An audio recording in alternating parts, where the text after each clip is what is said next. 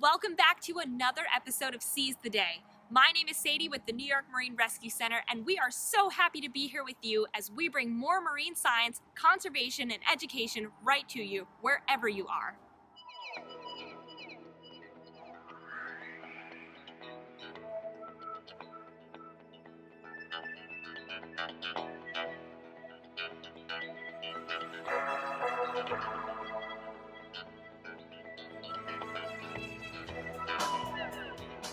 Welcome to the New York Marine Rescue Center. We are a 501c3 nonprofit organization located on the east end of Long Island. We are back for another segment in our series about human interaction. Our focus this month is entanglement. We're getting all wrapped up in exactly what entanglement is, how it occurs, and what can be done to prevent it. We will get to hear stories of entangled patients that have come through the doors at the New York Marine Rescue Center and their journeys. While some have a happy ending, others do not.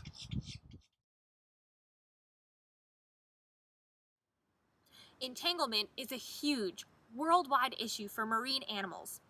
It leads to hundreds of thousands of recorded deaths of oceanic species each year. It is even considered one of the leading causes of fatality by human interaction for some species of marine mammals. According to NOAA's Marine Debris Program, there are at least 115 marine species that are directly impacted by entanglement, including marine mammals, sea turtles, birds, fish, sharks, and even crabs. Most marine debris entanglement reports involve pinnipeds, particularly northern fur seals and Hawaiian monk seals, as well as sea turtles. Worldwide, at least 200 species are impacted. Many of these species become entangled in marine debris as they swim, but they can also become entangled while on the beach. Lots of different items can contribute to a marine animal becoming caught up and entangled. Discarded or lost fishing gear, trash such as plastic bags or balloon strings, rope and line, and ghost nets that have found their way into our bodies of water have all led to cases of entanglement. Marine animals that become entangled are subject to injury and death by drowning and starving. They become restricted in their movements and are either unable to dive down to feed or are unable to reach the surface to breathe. Smaller species of marine animals, such as dolphins, seals, and sea turtles, may drown quickly after becoming entangled, if the material is heavy enough to pull their body weight down from the surface. Unfortunately, however, the process is typically prolonged. When the animal is large and strong enough to continue on after becoming intertwined in debris, it will eventually become exhausted from hauling the heavy materials wrapped around their body. If a marine animal somehow survives after becoming entangled, they will likely suffer from wounds prone to infection that have sliced through their skin and flesh. Remaining stagnant in the water also puts these animals at a higher risk of vessel strikes and becoming easy prey. The predator is then in danger of ingesting the material that caused the entanglement in the first place. This is Hope, a juvenile harbor seal found on a local beach in Long Island. After being rescued and disentangled by the New York Marine Rescue Center, it was noted that Hope had been wrapped up in several pounds of debris. While not all cases of entanglement are this severe, some are, and some are even worse. She is an example of some of the impacts that marine debris drifting throughout the oceans or on our beaches has on our wildlife. Her story is sad, but it is real. Animals like Hope are facing the consequences of our actions as humans. Her images may be hard to see, but there are thousands of other cases that are never reported before it is too late. Working with and freeing an entangled animal can be dangerous. The animal is likely in distress, scared, and defensive. When responding to smaller species, such as yearling or juvenile seals, sea turtles, or stranded dolphins, we can typically rescue and carefully restrain the animal on the beach. The New York Marine Rescue Center also conducts in-water rescues. Our team ensures that the animal and our team members remain safe by using proper gear such as life support systems, dry suits, stretchers, and the support of local enforcement.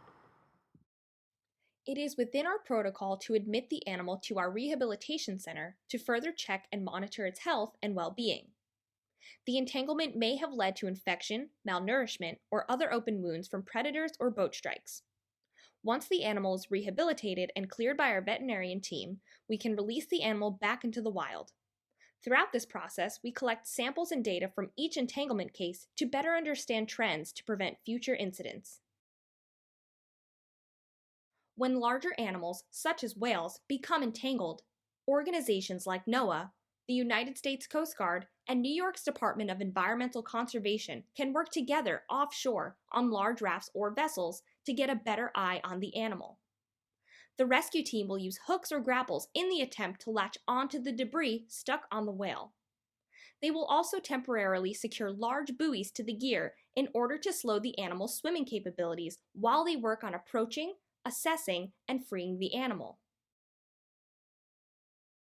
The leatherback sea turtle, weighing up to 2,000 pounds and around 6 feet in length, are frequent visitors of New York waters.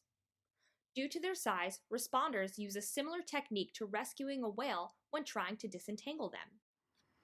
If you see an animal that is entangled, do not try and free the animal yourself, regardless of the size or species. Take photos and videos, track your location, and call your local stranding hotline immediately for further instruction. It is illegal to approach and touch a marine mammal or sea turtle, even if you are just trying to help. You could accidentally cause further damage to the animal and yourself. Only trained response professionals with the proper equipment and training are authorized to disentangle a marine mammal or sea turtle in the water or on the beach.